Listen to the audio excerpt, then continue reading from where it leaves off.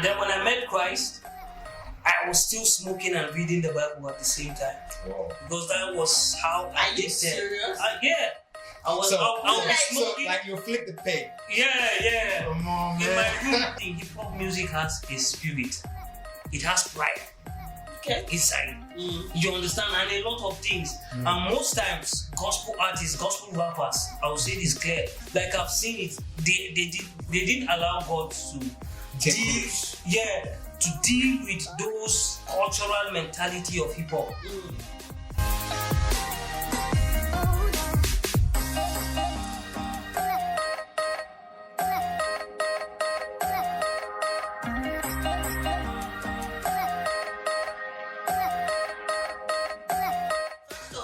Want to say a very big thank you to all of you for the show of love and support. Yeah. Honestly, the last episode we dropped, we saw your support. We just want to say a very big thank you. Yeah. Want to say thank you to Bobby Dazzler for the editing and what's the name of your boss again? Yeah. Your hardworking boss, John.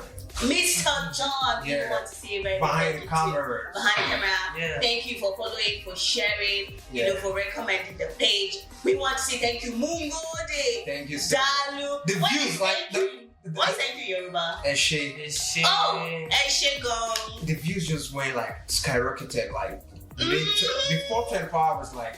Yes, So we're grateful, thankful. Okay, so MTV Studios as well for all this, giving us this space, Mungo Day, so say thank you. Okay, so it is time for another exciting episode of the Reshi and Bobby Unfiltered podcast.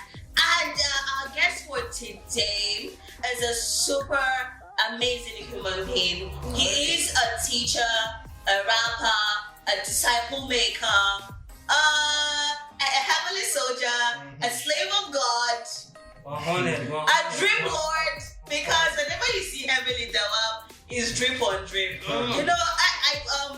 This week I told Bobby, I said, this one that is Heavenly that is going to be our guest this week. Let's dress well. Immediately Heavenly walked in. Bobby had said to him what I said. So just don't tell Bobby anything in this time because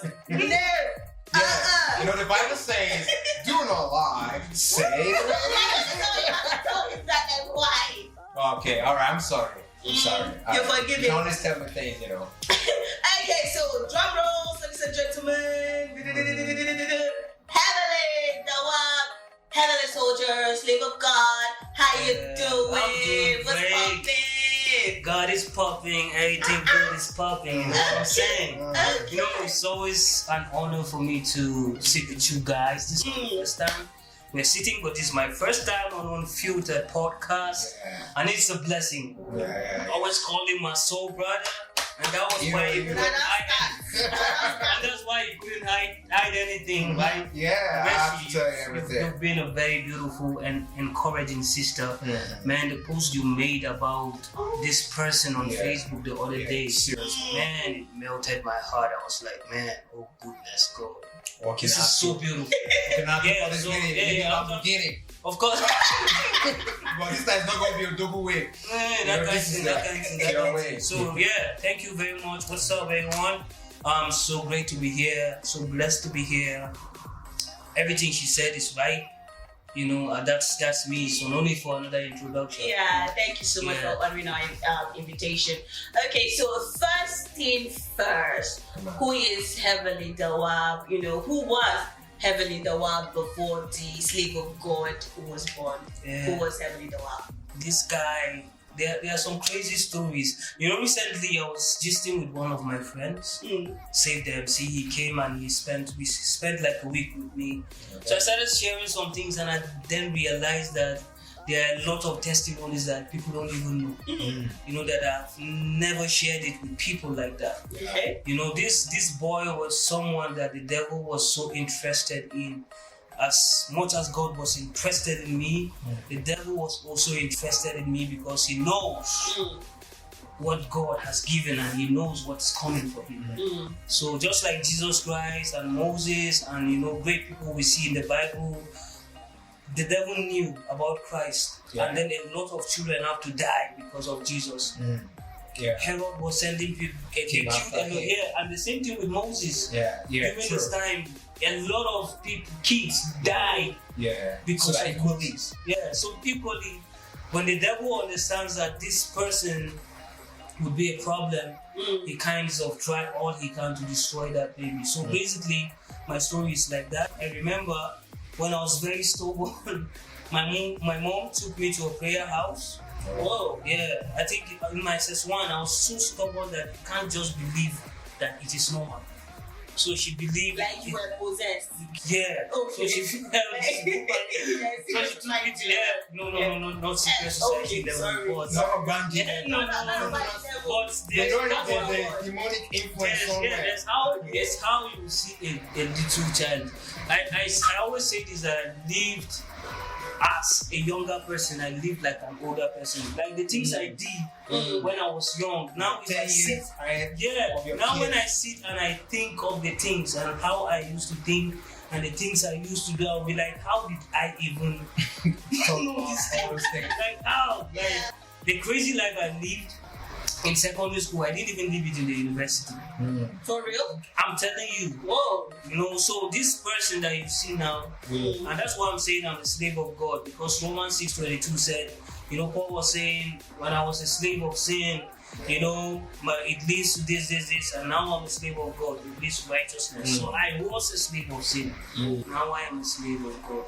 So it's a crazy, I think if I would have to share, this might just be a podcast for testimony. Wow. So that's very interesting. That's very interesting. So when did you realize because from even before we brought you to this podcast, you shared something about you having drug problem, way back. So when did you first realize that you had a drug problem? When was that? Was it a slow fade, or a kind of sudden crash? When was the period? I think I realized when I met Christ, because I never knew I never knew it was a problem. Because the thing is, there are people that enjoy sin. True. And believers struggle with sin. So as an unbeliever, so that time I was enjoying the sin, so I never knew that it was a problem.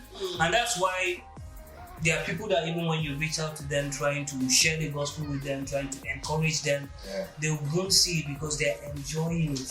So they won't really see from your perspective. You're seeing this thing is destroying them, but they are seeing it as we are having a good time.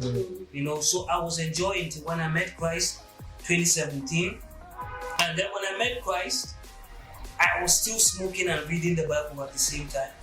Because that was how I did that. Are you serious? I was smoking. So like you flipped the pig. Come on, man. In my room in the school that time.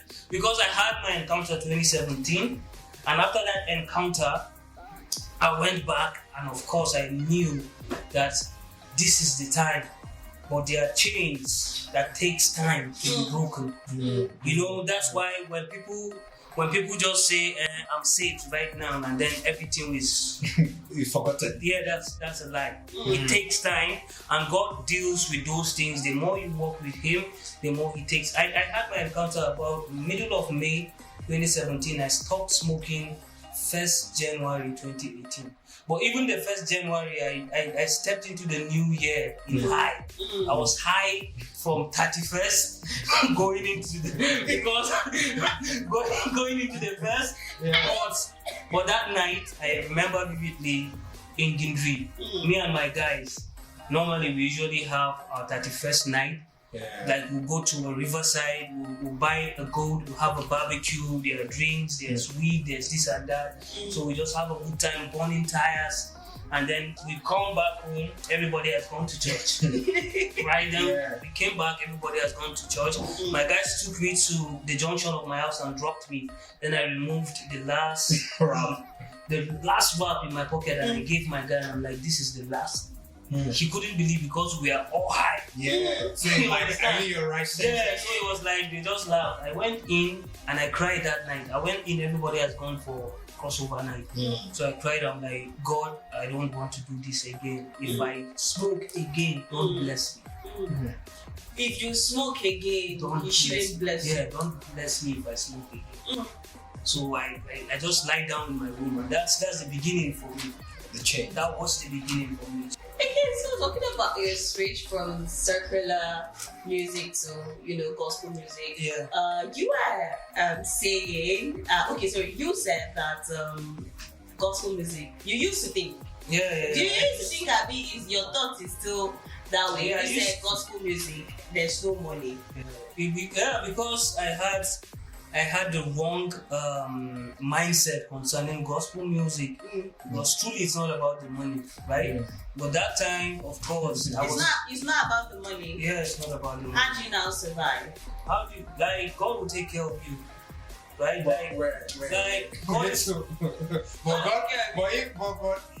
Okay, I'm just going to interject a little. Okay. If you say God's going to take care of you as a gospel artist, why is it that you have to do it? Okay, take for instance, we have Christians who are bankers, Christians who are filmmakers, Christians who are into different fields, and they get paid for being into such field. So you as a gospel artist, so why would you say God will take care of that? In terms of don't you want to get? I think people kind of thank you for this. I think it's right now we speak about this. All right. Because okay.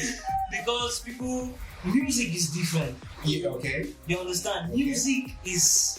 Music is different. Okay. Music, like I see a gospel artist as a pastor, like a pastor. Okay. You are a pastor that uses music to preach the gospel. Okay. But you have your lifestyle. You can still do other jobs that other people do. Okay. You can be a gospel artist and a banker at the same time. Okay. You understand? Just like somebody can be a minister and still do other things and other businesses. That's how I see it. A Christian artist should see himself as a preacher of the gospel, as a pastor, right? Yeah. Or as someone, you should see every song as a message that you're trying to send. Just like a pastor will prepare a message to come and share with people on Sunday. That's what you should see your song as. That your song is like a message that you're preparing or a message that God has given you to share with people. Yeah. So if you're doing that with the first thing on mind to make money, like how does that sound? You know good job. Nothing good job now, but the thing is, one thing is, God, when you're serving God genuinely, God, the Bible said that seek ye first the kingdom of God and his righteousness, and every other thing shall be added unto you. There are people that do this not because of they want to make money. We're doing this because God has given me a call. He has given me a message to give to people, right? Yeah. And then even with or by sharing the message, I can bless someone and someone can just say, hey, Heavenly, here, this is this. And they will invite you. People will invite you for events and they can, okay, Heavenly, this is just for you, you know? But when you're putting the money thing as the reason why you're doing it, because God is looking at the intention, why are you really doing this? So if my intention is money, then it's corrupted already. So what came to my mind when you were saying this was that people could just bless you when you go to minister, right? Yeah. So what if this guy, right, God called him to, okay, he's a gospel artist. How does he pay for his studio session? Okay, studio session. How does he pay to promote that song before the other people come see that, okay, let's invite this person? How does he generate that money? Yeah, you know, if it is God, you see that God's mission done God's way never lacks God's supply. That's so true. I am a living testimony of that. Okay. I can tell you that I haven't I sold my music or whatever it is or made money from it, but God always have ways that He opens for me to share the message that He has given me to share. So when you believe that it is God that has given you, like, okay, let's take for instance, let's take someone like David. Okay. David was busy in the wilderness playing his harp, making his music unto the Lord, sharpening his skills. But those gifts was the reason why he came to the palace, right? Yeah, sure. And then David now, through that, God exalted him because, of course, he was praising and serving God from a deep place without thinking of, oh, how can I make money, all these things? How can I, oh, do I need to put this on? But he was a shepherd. Yeah, he is. Yes, He is. He was. He was already working, right? Okay. So we are talking about music specifically. I And when you're doing music, it doesn't mean that you should keep everything aside and focus on music. That you're just, okay, it's just music. Say that again. Say that again. Let him hear it. Yeah, so you can't keep everything aside. God has given you abilities to make money. Okay. You know, you can make money using some things, but I cannot say the message that God has given me to share to the world. I'm thinking of how to make money from the message that God has given me to share the world to the world. So if you're a gospel artist and you have a particular fee you charge before, performing at Christian events, that means what you're doing is totally that's For me, the mind. for me, Okay. why would you put a charge? Why should I put a charge? To pay for logistics now, Logistics, no. For instance, somebody's coming from all the way from Lagos to Jos, and he's coming with his or her pianist, drummer, PA. Who is supposed to take care of that bill? Like to fly them down, book for hotels, stuff like that. So if they invited that artist now, the artist just say, okay, I'll be coming. Then he's gonna. Now this is it. If I am inviting you, this is just normal in life. I can't just invite you, even not to come and minister. You're in Lagos, you're my friend, and I want you to just come and see me. And I'm inviting you. Yeah. I should be thinking of how is this guy going to come to Jos? What is this guy going to eat? Where is he going to sleep? And all of those things. You don't need to tell me that. I can't just invite you and I'm expecting you to ask me, Baba, where I'm supposed to sleep. But then Baba do that. Where people like Then that. after the administration, they will not give them maybe a small package of food But and that is pure water. then. How do you not balance the equation? Because if that ever happened to you as an artist, that you didn't charge, you just went because you believe that they should know what to do. Then after administration, they not give you pure water with packaged food. Then thank you. So next time someone else is inviting you, are you still gonna make that same mistake? So what do you think the person should do? No, the thing is, I think the thing is. Or what do you do in such a situation? Okay, such situations, like I've had a lot of those experiences. Okay. Personally, I had a lot of those experiences that you go, even pure water they will not give you. You understand? You go and then you minister and then you go back home. Okay. Right? I have such experiences and those things won't really change. I am not convicted to add money to what God has called me to do. I'm not convicted. There are a lot of things that I do. I'm a farmer. I do fashion. I sell clothes. I do all of those things. I make my money from there. So when it comes to music or ministration, when you invite me, yes, it's not bad for me to ask you that, Baba, I don't get money. I don't get TP. How will you do with my TP? If you tell me you take care of my TP, even if it is just the transportation, if I have, there are cases, I'm not blowing trumpets or anything, but there are cases that I go and they even give me, but when I look at the event and I look at the person and I know, say, oh, this person struggled to set up this thing, I'll tell you, keep it. You understand? Because I know I am an event person, I know what it means for you to organize an event. And when I see someone that is struggling, someone like me trying to do something, and then that person has set up the event, and then now I'm coming and I know that about my transportation, I have to take care of. Then you come to say, Baba, see this one. I'll tell you, no, thank you, bro. Just this is my. There are some that I'll say, okay, it is my contribution. This is my own contribution to what you are doing. So now it's just for you to have discernment as a minister to understand which one to honor, which one to say no, times to say yes, times to say no.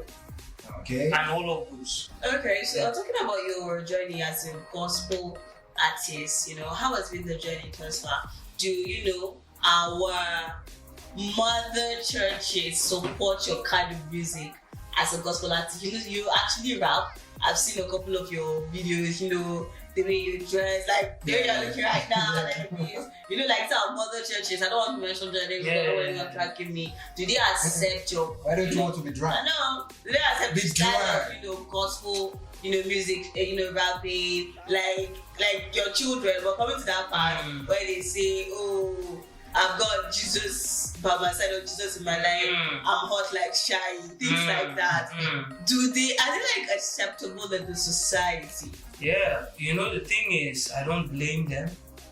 That's the first thing, because hip hop started just in 1973. So it's a new kind of music. Yeah. It's not too old.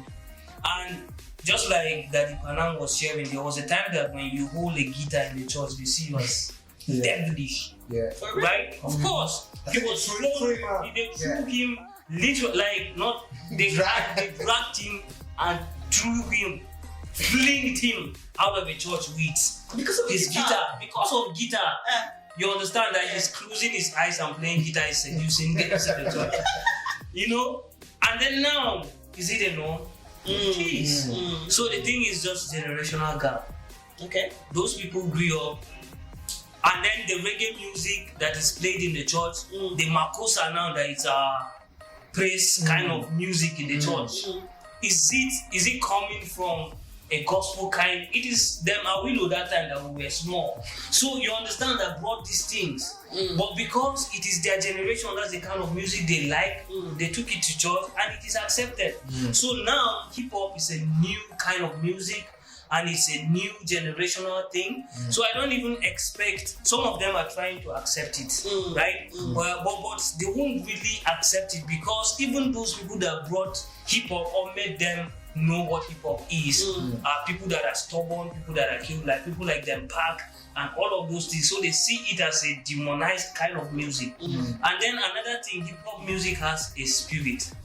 It has pride inside. You understand? And a lot of things. And most times, gospel artists, gospel rappers, I will say this clear, like I've seen it, they didn't allow God to deal with those cultural mentality of hip hop. Competition, trying to show that I am good, I'm skillful and all. So as a rapper, you need to understand that each song is a message, and the message is for someone. Like I have a song, Garize Why. It is a song. I have songs that when I sing, even Martin's Munta connect to it and love it. So those songs, I know that this song that God has given me, it is for the market women. It is a song that is for everyone. So I would understand what is their level of understanding, what is the language that they know better. So I will write that song in that package and deliver it. If it is for the hip hop community, if it is for the young community, so you need to understand what is the message I have, for whom is it. So now, even those people that the message is not for, if they don't accept it, you won't feel bad because it's not for them. Okay. I write my music from a place of not just now. I it's like an eternal now. I write for infinity. Whenever I'm working on an album, I always tell people that people now might not understand, but I might die before people will come and then they will listen to these things. So it's more of like preserving some, just like the Bible. We were not there when it was written, and we will still live earth, and the next generation will come and they will learn from it, and then they would. So that's how I see my music. I see my music as timeless. I don't want to write something that even if this generation don't understand, they don't accept it. I'm sure that there are people that will come when I'm gone that will still learn and connect. I still want us to should I say, brush up more on these, you being formerly a drug addict. Yeah. You know, and I know that there are a lot of young people out there, plenty right now, especially those doing music. Let me put it that way. You know, that are doing drugs because they believe, because it's like the norm that if you don't get high, you know, you will not be able to decode some messages from the realm of, you know, lyrics and stuff and give it to people. So now I want you to tell us how you're able to overcome, like deal with the, you know, that addiction. Yeah, you know, and also tell them how you're feeling now in terms of like they don't need it. Yeah. But I want you to just share a little of your experience, that how you're able to tackle it to the extent that you became free. You know. Yeah, you know, basically, I think there was a time that I was thinking I need to. If I don't get, mine was worse. Okay. Because I am addictive easily. Okay. I'm an addictive person. I have that personality. Something like I get addicted, and when I'm into something, I'm a 100% kind of person. I don't do things. If I'm doing something, I do 100, even 150. Yes. If I love fashion, I do it well. If I love music, I do it well. Ministry, you get everything that I'm that kind of person. So when I was in drugs, I was steadily smoking. I was more of a weed guy. Okay. You get. And then one thing is, it got to a point that I don't even listen to music if I don't smoke. It's not even about doing the music. If I don't listen it alone. Yeah, like one practical step that I took was just for me to tell God that it's like to bet on like my blessings on that. Okay. You know, telling God that, so whenever I want to, I'll be like, man, this is, you're like smoking your blessings. So you understand? So that helps me to stay in check. Because the truth is, I didn't cut away from these guys. Do you know that? This is actually my next question. You understand? I didn't even cut. Like still friends with the next day after I said I won't, next day, that New Year day, I still went to the jungle. I sat with them like this. They'll be smoking, and that time I'll be telling them, I'm on break. Like, okay, no problem. Next day I'll still, because I don't have friends. That was when I knew that I never had friends. I knew that I was far away from my brothers. The friends I had before that are good friends because of my addictive like, you know, what I was doing, now they were far apart. So the only friends I have are those guys that smoke. The only spots that we hang out is where we can smoke. So now I'll just sit at home. Where would I go to? I don't know. I don't know. I'll still follow them. We'll go to the jungle like this. We'll sit and then they'll be smoking. They'll how far now they'll pass? I say, I'm on break. I kept saying I'm on break. Till when it reached like almost a month. This guy will not understand every time. I say, I don't stop listening. The one guy is like, okay, for how long now? I say, 3 weeks. 3 weeks. Me, I do 6 months. I still shit at me, they smoke like this. See me, I don't want to say I did 1 year. We just didn't look you all that. You understand? Those are the discouragements that we are trying to make it look like that. You are just starting. And from 2018 to now, how many years is that? Truly of God. So what inspired, the Heavenly Kids Choir? What gave you the inspiration? Why did you start it? What happened? Yeah, it's just because of my own journey. Okay. Funny enough, I've never been discipled. Nobody taught me about. I've not been discipled by anyone before. So it's basically me figuring out things by myself. Will I say the media discipled me? Because the media. I was watching these rappers on TV. I was listening to radio. I wanted to be like them. And then when I'm looking at them, what kind of life are they living? So they are living this reckless life, this crazy life, like gang life, smoking, drinking, party, So of course, that influenced me and took me through the route I've been through. Yeah. So when I had my encounter, I started reflecting. There was a time of reflection for me on what happened, how did I get here? Then God laid it in my heart that, He took me through that process so that now I can be who I wish I had to the next generation. So now that's why Heavenly Soldiers is a creative ministry. We are focusing on creatives because creatives, what the people they aspire to be, mostly when it comes to creativity, are not godly. So now, how can we be able to meet these young people that have these abilities and these dreams, and then disciple them and to open their eyes to see the reason why God has given them the gifts He has given them? How can they develop it and be excellent in it, and then use it for the gospel and to build the kingdom here on earth? Basically. So that was what pushed me into what I'm doing right now. It's just my story, and then trying to correct and make sure that these guys have the light, holding the torch for the next generation. Okay. Yeah. So what's the, aside logistics and money, what's the toughest part of being a disciple, maker into this work? Yeah, especially for the children. I think the toughest part for me is will I say the society? Because basically discipleship, you need to be with these children every time to really disciple them, because even if you're meeting twice in a week or 3 times in a week and you're spending 2 hours with them, they're going back to the society. They spend the rest of the hours there, and their families, and they're in a rotten society, a crazy society. So what you're doing is not up to you're not taking up to 5% of their time in a week. And then so which one would be more, even though we know that's effective in their life. So some of the challenges is seeing them struggling, telling them and then when they go out there, shadowed by even their family. And then I think one of the things is most of them are coming from, especially the children I'm working with are in Gentile. I know how Gentile is. So how the family is, how this toxic the community can be to them. So I think my challenge is, I wish that I can just take them out of that place, give them a space, give them a place, because the dream is to have a place that we can have a school, that these children are coming, in that school they are being discipled in the school.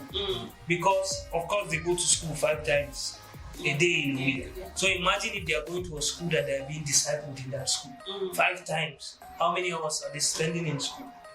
Imagine how, so that's basically So would you say that in this present generation now, would you say parents have failed in their responsibility in terms of nurturing?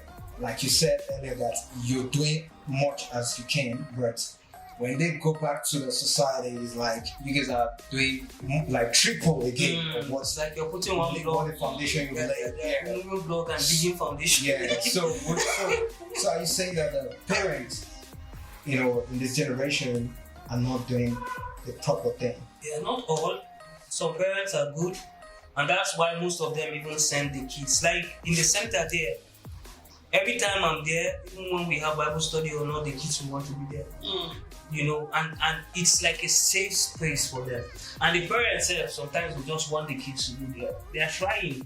They want to see, because they're in the society, they see other people, they see how, so they too want to see their children become good in life. But just like we know in Nigeria now that it's tough for you to earn money, right? And of course, as a parent, you have to provide for your kids. So this responsibility of I need to go and work, is what is even taking the parents away from the children. The responsibility, I need to take care of these children, I need to pay school fees, I need to do this, I need to do that. So they're not always there for them. So I won't say that the parents have failed, even though there are some parents that have failed. We have some of them that maybe they have a single parent and that person is a drunkard. Or they have just their mom and the mom is a drunkard. She doesn't even care. She steps out in the morning, go and hide, come back in the evening. That is a failed parent. So parents are trying their best, the best way they can. Of course, they are failed parents, but the parents are doing their best. Okay, briefly before we wrap this up, let's talk about your jungle ministry. Sometimes when I go through your profile, I see that you go into the horror, like the lungu, let me use that word, and then you take the gospel there. Don't you get afraid, like maybe when I get there, these people might attack me, like maybe they might become violent, and then you just like go into these places, they fear? The thing is, that's one of the problems. People see those guys as one, violent people. They're not? They are soft. Like some of the most soft you meet are even guys. For real? I'm telling you, like they are soft. It is just the approach. Because the society rejects them, their family rejects them, the church rejects them, almost everybody rejects them. And when people are taking gospel there, mostly is from a place of judgment. Stop this thing, if not, you think say to stop now, please. You understand? Christ was preaching out of empathy. He empathized with us that we are going to die and go to hell. That was why he came and gave his life. So if somebody will come and give his life for sinners, then you now, that you were part of the reason why Christ died.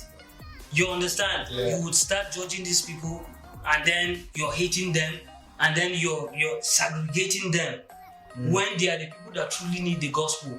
And when you go to the jungle, you see these guys, they will tell you they are tired. If someone tells you that he's enjoying it, that person just started. But most of them are tired, they're looking for a way out. But there's no way out.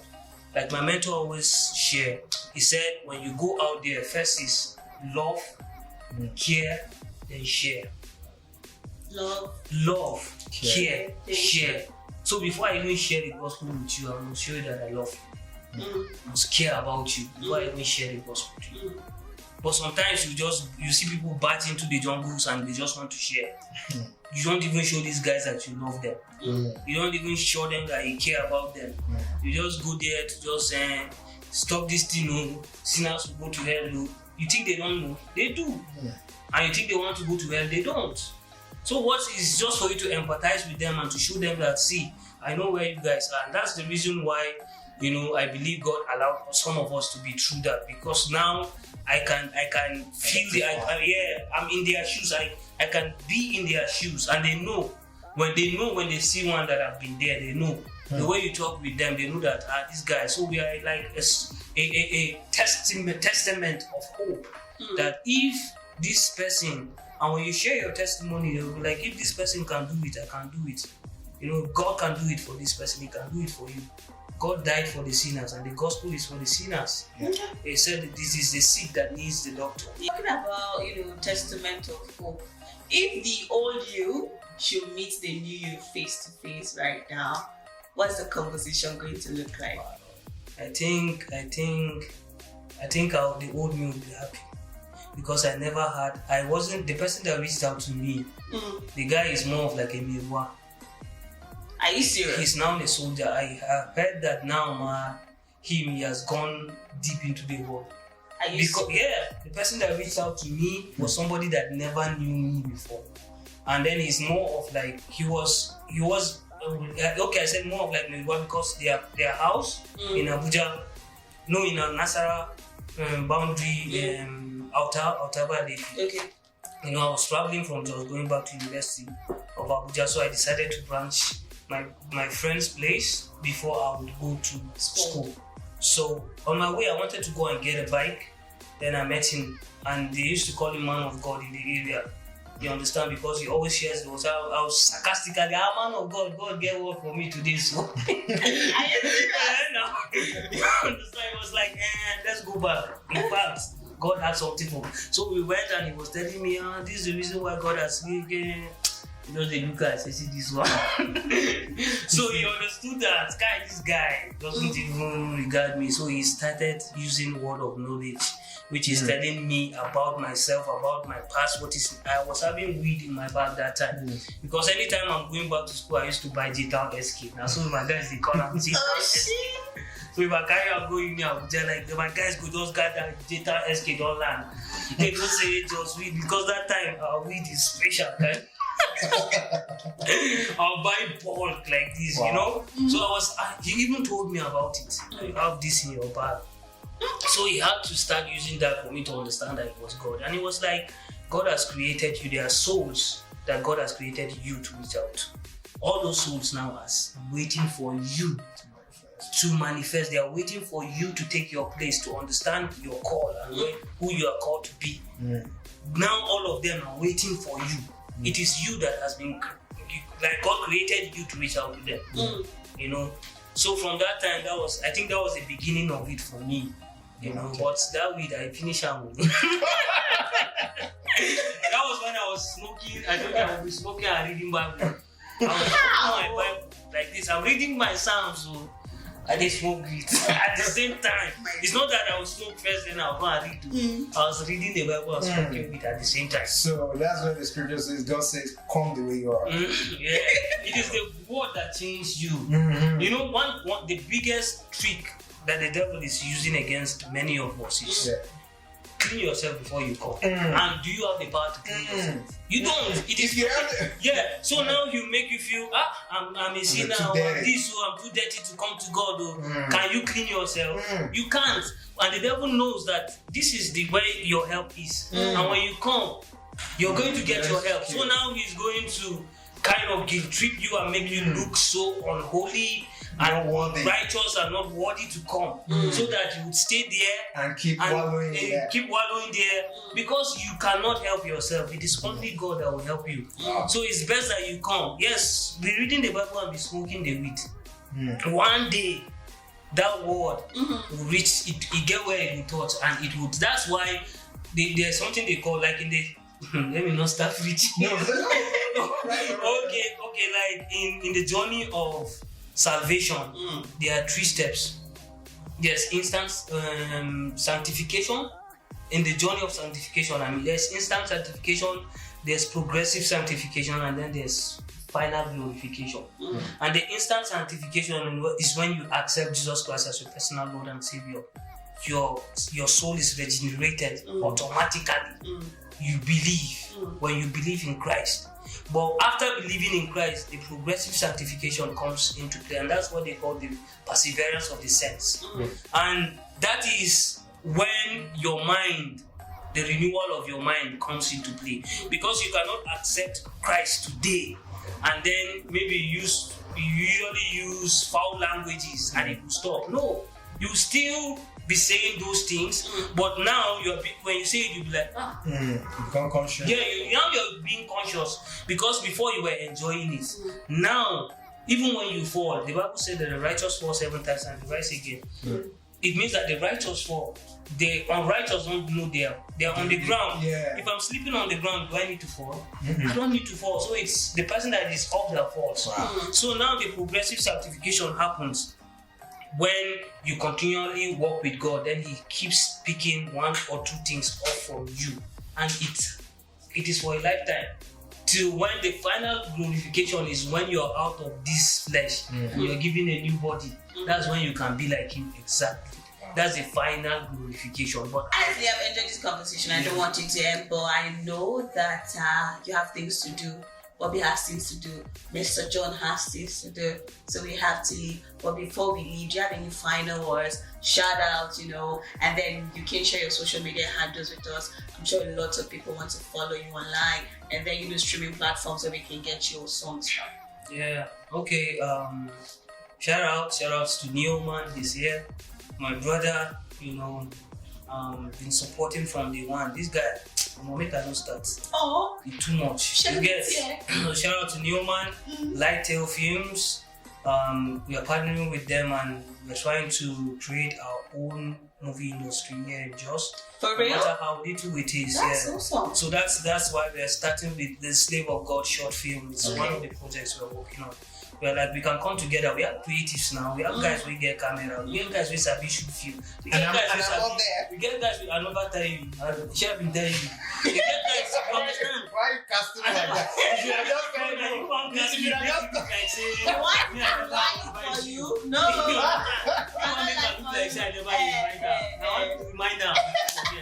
You get so we have writers, we have actors, we have cinematographers, we have everything. We cannot be waiting for somebody to come, then we'll go and audition.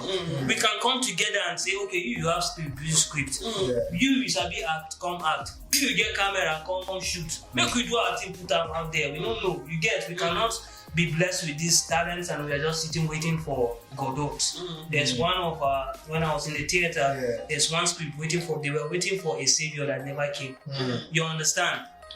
So it's best for us to just come together. So shout out to that and shout out to the young Heavenly Soldiers. We're having an outreach on Sunday.